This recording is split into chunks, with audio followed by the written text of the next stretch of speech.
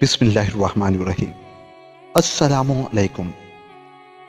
ایک مرتبہ حضرت موسیٰ علیہ السلام نے عرض کیا، اے میرے رب، مجھے اپنے ولیوں میں سے کوئی ولی دکھا دے۔ تو غیب سے آواز آئی، اے موسیٰ، اس پہاڑ پر چڑھو اور اس وادی کی طرف جاؤ، اور جو تم نے سوال کیا ہے اس کا جواب دیکھو۔ چنانچہ حضرت موسیٰ علیہ السلام نے ایسا ہی کیا۔ آپ نے وہاں ایک سرسبز و شاداب میدان دیکھا جس میں زمین کے نیچے ایک مکان تھا۔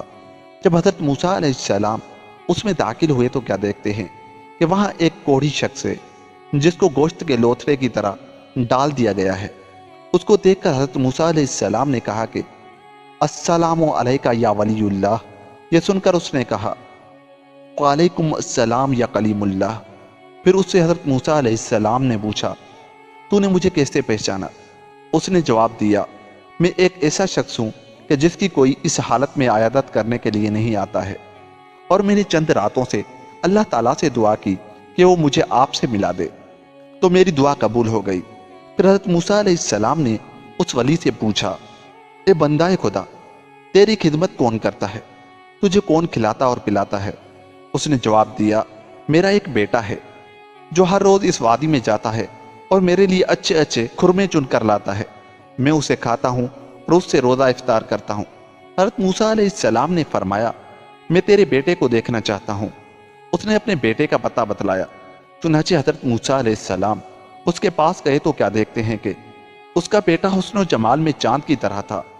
حضرت موسیٰ علیہ السلام نے اس کو دیکھا تو حیران ہو کر کہا، تبارک اللہ احسن الخالقین۔ اسی دوران ایک درندہ آیا اور اس نے لڑکے کو چیر کر رکھ دیا۔ حضرت موسیٰ علیہ السلام نے حیران ہوتے ہوئے عرض کیا، اے میرے اللہ اور میرے مولا، تیرے ولیوں میں ایک کی حالت یہ ہے کہ اس کو کوئی پوچھنے والا نہیں، اس کی کوئی خدمت کرنے والا نہیں، اور اے میرے مولا، اس لڑکے کی ہلاکت میں کیا راز ہے؟ اللہ تعالیٰ نے حضرت موسیٰ علیہ السلام کو وحی فرمائی کہ اس ولی کے والد کے پاس جاؤ اور اس کا صبر اور رضا دیکھو۔ چنانچہ حضرت موسیٰ علیہ السلام اس کے باپ کے پاس گئے اور اس کو سارے واقعے کی خبر دی۔ وہ خوشی سے مسکرایا اور اپنی آنکھیں آسمان کی طرف اٹھائی اور عرض کیا کہ اے میرے اللہ، اے میرے مولا، تو نے مجھے یہ بیٹا عطا کیا۔ میں یہ خیال کرتا تھا کہ یہ میرے بعد زندہ رہے گا، جب تو نے اس سے مجھے خوش کر دیا تو اب سجدے کی حالت میں میری روح قبض کر لے۔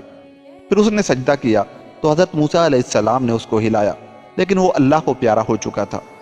پھر حضرت موسیٰ علیہ السلام نے عرض کیا، اے میرے اللہ، اے میرے مولا، کیا یہ تیرا ولی اس جگہ پر اسی طرح پڑا رہے گا اور اس کا بیٹا اس وادی میں اسی طرح پڑا رہے گا؟ بس حضرت جبریل ان کے پاس آئے اور ان کو غسل دیا اور دفن کیا، اور حضرت موسیٰ علیہ السلام یہ سب منظر دیکھ کر واپس تشریف لے آئے۔ دوستو، یہ ہے اللہ والوں کی شان کہ وہ اتنی بڑی بڑی مصیبتوں پر بھی صبر کرتے ہیں اور ہر حال میں اللہ تعالیٰ کی رضا کو دیکھتے ہیں اور ہر حال میں اللہ تعالیٰ کا شکر ادا کرتے ہیں۔